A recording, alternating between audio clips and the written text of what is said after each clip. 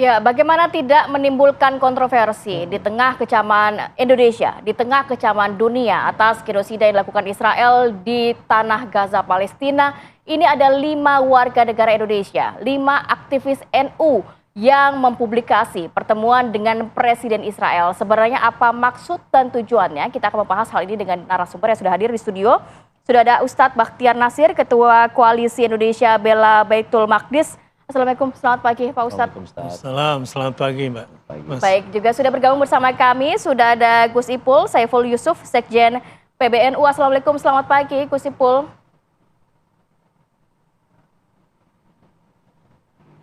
Assalamualaikum.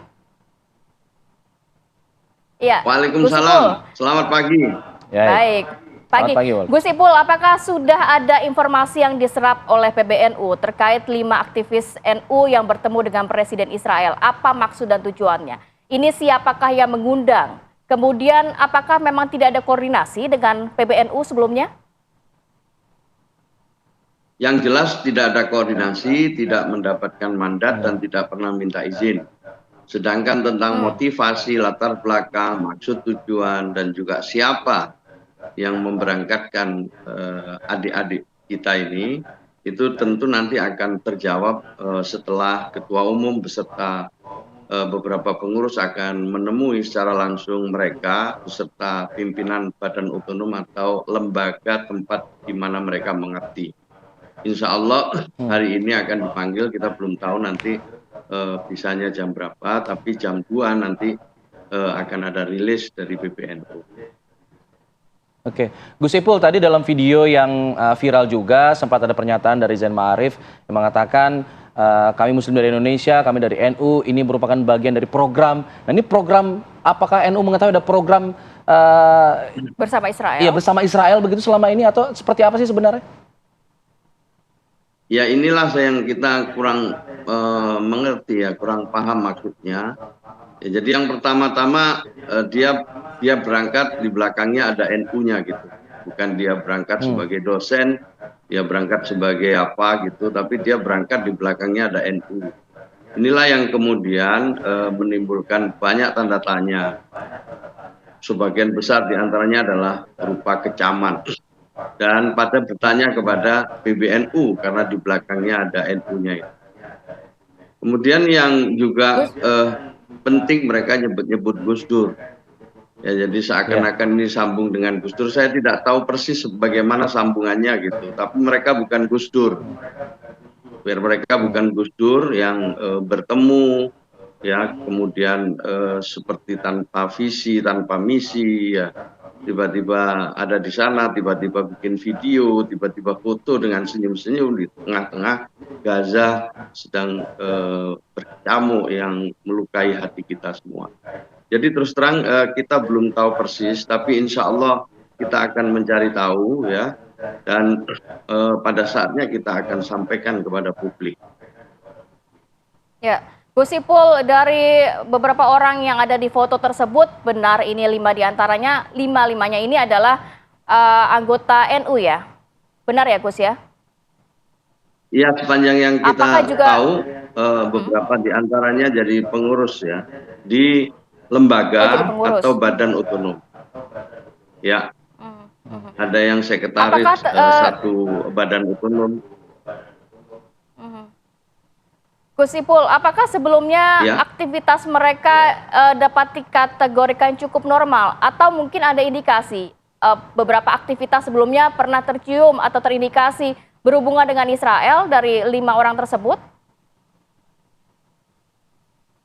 Ya, kita tidak tahu persis ya, tapi ya apa? Kita mendengar, kita sudah cukup lama juga tahu aktivitas-aktivitas yang berhubungan dengan kegiatan yang dijalani oleh mereka, tapi kita belum tahu persis. Nah ini adalah saat yang tepat kita untuk mengetahui lebih jauh, ya. Mereka katanya punya yayasan dan lain sebagainya, gitu. Saya belum bisa bicara banyak, tetapi setidak-tidaknya informasi awal sudah kita dapat. Baik, saya ingin beralih ke Ustadz Bakhtiar Nasir. selaku Ketua Koalisi Indonesia Bela Baitul Maqdis, orang yang juga mungkin saat ini paling terdepan lah untuk membela Palestina begitu ya di Indonesia. Ustadz, bagaimana melihat hal ini? Bagaimana umat menanggapi kejadian ini? Apa sih ada di benak umat ketika melihat ada warga negara Indonesia, terlebih merupakan aktivis NU, bertemu dengan Presiden Israel yang memang kita tahu sampai saat ini Israel belum berhenti menggempur Gaza Palestina? Ya, disclaimer dulu ya. Pertama, terima kasih dari PBNU sudah sangat tegas dan sudah sangat maju ya. Dan luar biasa menjadi lembaga terdepan dari umat Islam, baik dalam pembelaan terhadap Palestina dan kebersamaannya dengan negara. Yang kedua, teman-teman ini memang ada sebuah kelompok kajian yang sering berwacana tentang dialog interfaith lah ya, yang mereka terbiasa berinteraksi dengan orang-orang Yahudi. Ya, dan saya coba browsing juga memang teman-teman ini punya kelompok studi ya secara intelektual yang terhubung dengan teman-teman Yahudi untuk melakukan dialog antar agama, dan saya kira itu di level kami sih biasa. Hanya saja sekarang teman-teman ini menjadi korban framing kalau menurut saya.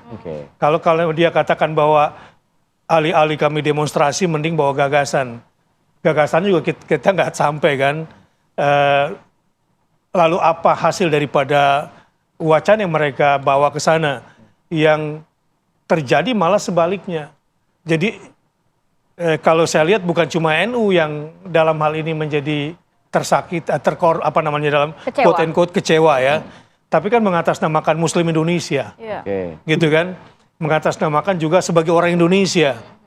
Walau dia tidak mengatasnamakan secara formal, tetapi dari kata-katanya kan pede banget. Sampai Gus Ipul tadi mengatakan bukan Gus Dur, karena membawa Gus Dur juga. Nah, ini teman-teman ini jadi korban framing. Di mana keuntungan Israel dalam hal ini? Tanggal 24 Juli nanti Netanyahu akan datang ke Amerika.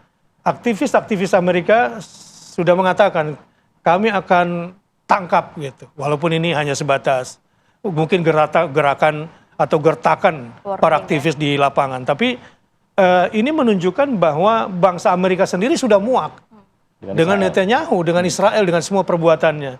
Teman-teman ini barangkali terperangkap dalam strategi Israel hari ini yang memang di mata publik dunia sudah hancur kredibilitasnya. Dia dukungan internasionalnya kurang. Nah, dia tentu sedang mencari gimmick-gimmick, framing-framing dari dunia internasional termasuk Indonesia yang dianggap Muslim terbesar. Karena kabarnya Pak Ustadz ini juga undangan dari pihak Israel begitu ya. Kalau memang benar berarti mungkin ini adalah framing dari Israel untuk menggambarkan bahwa beberapa sosok warga negara Indonesia bersama Presiden Israel seakan-akan Indonesia ini pro-Israel begitu jadinya ya. Iya, jadi Israel dalam hari ini sangat diuntungkan dengan framing gambar tanpa ada gagasan yang jelas dan target yang konkret yang kami lihat dalam hal ini. Jadi kepada teman-teman ini harusnya mereka sadar bahwa apa yang mereka lakukan ini sudah merusak wajah Indonesia secara keseluruhan. Baik sebagai Muslim, sebagai lembaga gitu kan, kita jadi kena getahnya saat ini. Terutama di dunia internasional. Saya sendiri mendapatkan telepon gitu dari beberapa tokoh internasional. Mereka bertanya begini, ini orang Indonesia ini sedang berada di planet yang mana? Dia nggak berada di bumi atau dia sedang berada di Venus hari ini? Gitu.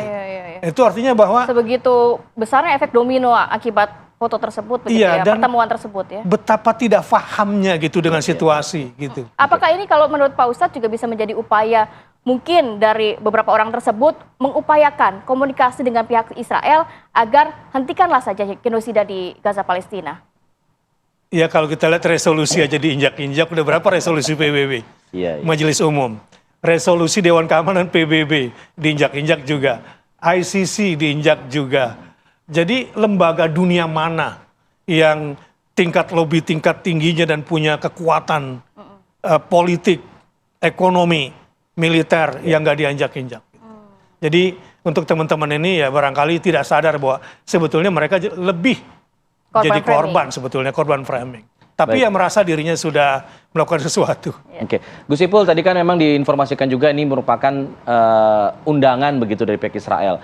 Undangan kan biasanya langsung ke Kesekretariatan NU-nya begitu. Apakah memang tidak diterima, tidak mengetahui ada undangan tersebut selama ini? Apa memang undangannya masuk secara pribadi ke tokoh-tokoh tersebut atau seperti apa? Nanti dijawab usai jeda ya. Gus Ipul, kita jeda dulu. Kami kembali saat lagi tetap di sini di Apa Kabar Indonesia Pagi.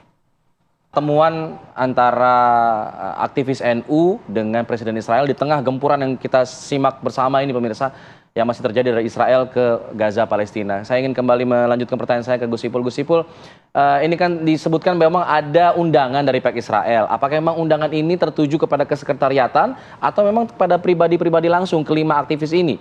Karena agak aneh juga kalau misalnya undangannya langsung ke 5 aktivis ini, bukan ke kesekretariatan. Ya, yang jelas tidak ada. Undangan tidak ada, izin juga tidak ada. Itu tidak melalui Sekretariat Jenderal PBNU, itu pasti. Kalau toh misalnya ke pribadi-pribadi, toh di belakangnya tetap ada nama NU-nya. Dan yang kedua, mereka juga bagian dari pengurus di tingkat PBNU, meskipun di badan atau di lembaga atau di badan otonom. Nah, ini kan semacam tidak ada hujan, tidak ada angin ini, gitu. Tidak ada hujan, nggak ada angin, tiba-tiba ada pertemuan ya yang mungkin dia mengklaim sebagai salah satu upaya yang dulu pernah dirintis oleh Gus Dur.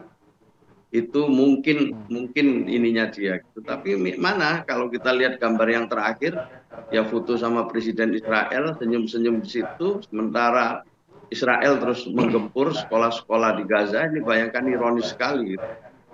Nah, jadi saya terus terang belum ketemu sambungannya kalau dia mengklaim Gus Dur. Gus Dur dulu misalnya waktu ke Israel dilaporkan ke kiai, diskusi dengan kiai-kiai, ada yang setuju, tidak setuju, biasa itu. Setelah ketemu mereka, Gus Dur melaporkan lagi ke kiai-kiai. Gitu.